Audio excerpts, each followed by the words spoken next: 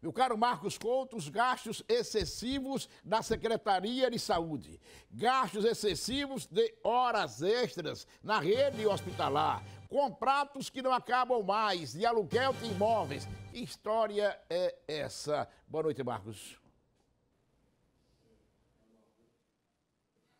Boa noite, Gilmar. Boa noite a todos que acompanham o Cidade Alerta Sergipe. Quem vai trazer detalhes de toda essa história é o próprio secretário de Estado da Saúde, Almeida Lima, que já está aqui conosco. Secretário, boa noite para o senhor. Qual o segredo de tudo isso? Esses ajustes e também arrumação. Boa noite. Boa noite. Veja, Gilmar, boa noite a todos os telespectadores.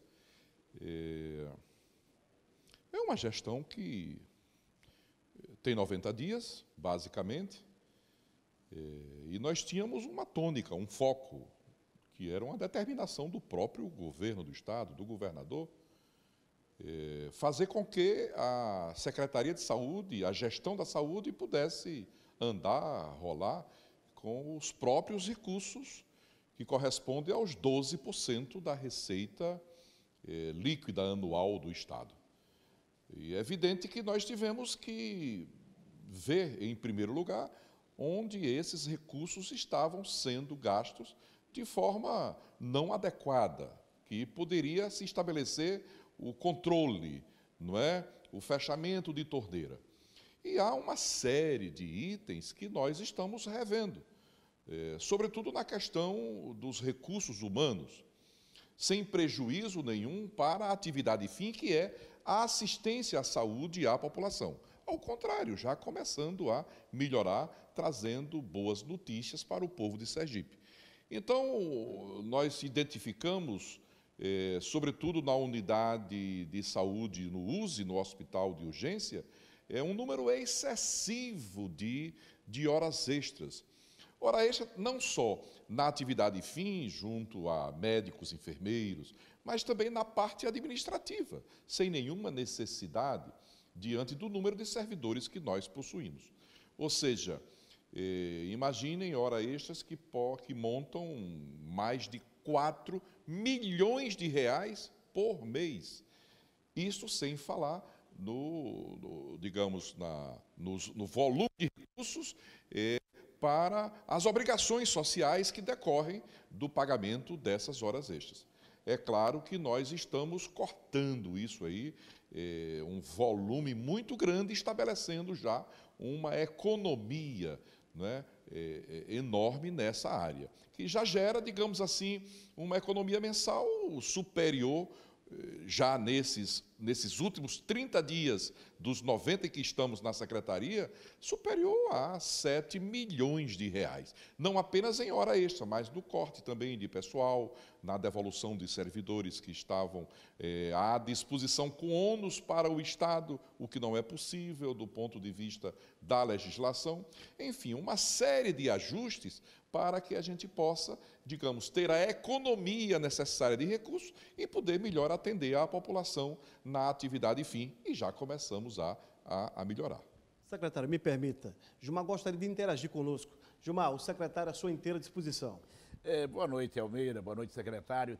Procede a informação que eu recebi de que, em razão do corte dessas horas extras, alguns profissionais da medicina já chegaram a pedir o afastamento do Hospital de Urgência de Sergipe, entre eles alguns urologistas. Olha, é verdade, sim. Não é... Por que razão? Porque muitos estavam recebendo de salário, de remuneração mensal, uma parcela quase que o dobro, muito maior do que os seus vencimentos do horário normal. Tanto que nós estamos já com a autorização para um procedimento, um processo simplificado, de seleção simplificada, para poder suprir várias e várias necessidades. Isto ocorre aqui, ali e acolá, mas não é possível que isto continue a acontecer. Nós temos profissionais, por exemplo, que estavam escalados e têm contrato, digamos, de plantão presencial, e estavam, é evidente que em suas residências, em outros locais, de sobreaviso, o que não é possível, e sendo remunerado desta forma, sem a prestação direta dos serviços. Ou seja, situações, inclusive, que o Sindicato dos Médicos, até mesmo num diálogo que mantive com eles, num almoço, numa palestra lá com eles não aceitam, não admitem, discordam. É bom que se diga isso, temos a solidariedade deles, a exemplo também da SOMESE. Não é?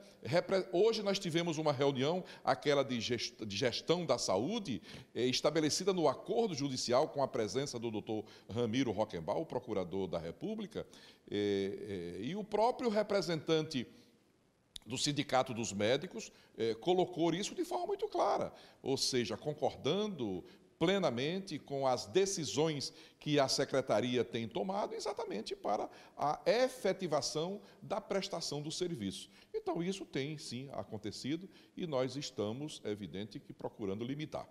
De minha parte, uma última pergunta, Almeida, por favor.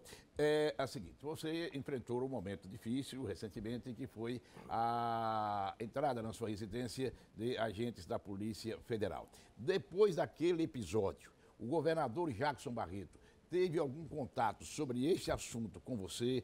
Pediu a você que você se afastasse? Ou pediu a você alguma outra coisa? Enfim, ele conversou com você? Já conversamos, ele emprestou a solidariedade dele, momentos depois do fato ter acontecido. Mas, Gilmar, veja, não há indiciamento, eu não estou respondendo nenhuma ação judicial. Só para você ter conhecimento, e os nossos ouvintes, trata-se de uma determinação, uma decisão, uma ordem de um ministro do Supremo Tribunal Federal, mas eu não tenho foro privilegiado.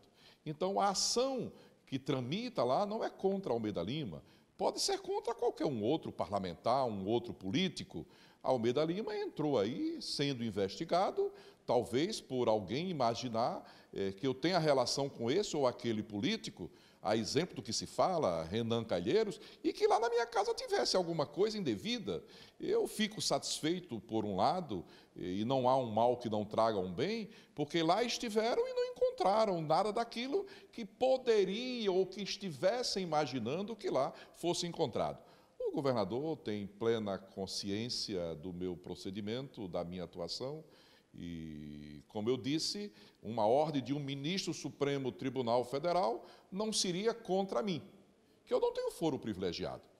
Se fosse de um juiz de direito de primeira instância, poderia ser, sim, uma ação contra a minha pessoa, ou um inquérito policial contra a minha pessoa. Mas nada disso ocorre porque a decisão veio de um ministro do Supremo Tribunal Federal. Lamentável ter acontecido um equívoco de quem, por acaso, tenha feito qualquer referência, imaginando que lá na minha residência fosse encontrar dinheiro, fosse encontrar joias e obras, né, valiosíssimas. Se decepcionaram. Lá não encontraram nada disso.